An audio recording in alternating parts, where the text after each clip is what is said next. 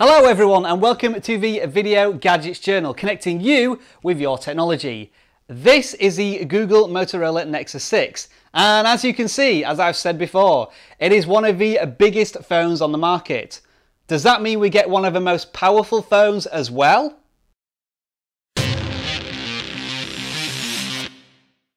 So this is a direct follow-on video from the first switch-on video that I did of the Nexus 6. And what this is designed to do is to show you how quick and how powerful the Nexus 6 is in raw technical terms before any junk is put on it or the device is used over a period of time.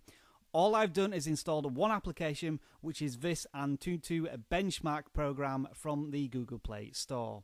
So when I press the test button here, this is going to go through a series of tests which is going to take a few minutes.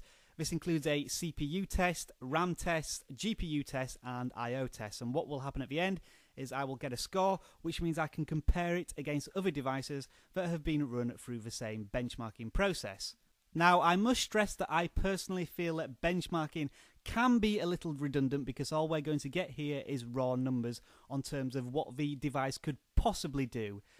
What we need to really focus on is how well optimized the device is for the software that it's using. And of course it's using Android Lollipop 5.0, which has had a few teething problems to begin with. Now if you've been watching my Nexus videos over the last couple of weeks, you will have seen I did a benchmark of the Nexus 9 on this AnTuTu program, and it came out as an absolute beast. I think number 3 in the list all time.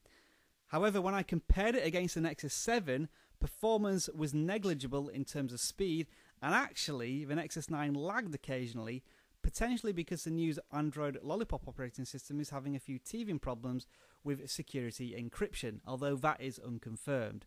Nevertheless, I could not really tell a difference between the two devices. Anyway, you may have noticed that I speeded up that benchmark a little bit on camera to give you the final results, and here they are.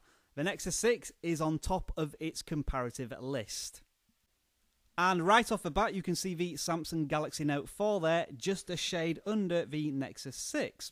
So it does take the crown there in terms of raw numbers.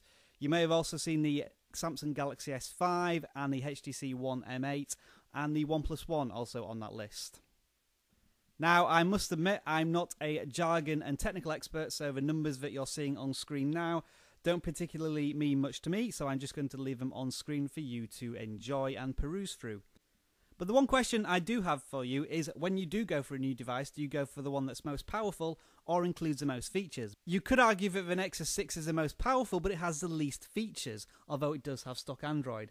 Samsung Galaxy Note has TouchWiz, which is much maligned, but it has a stylus and a gorgeous screen.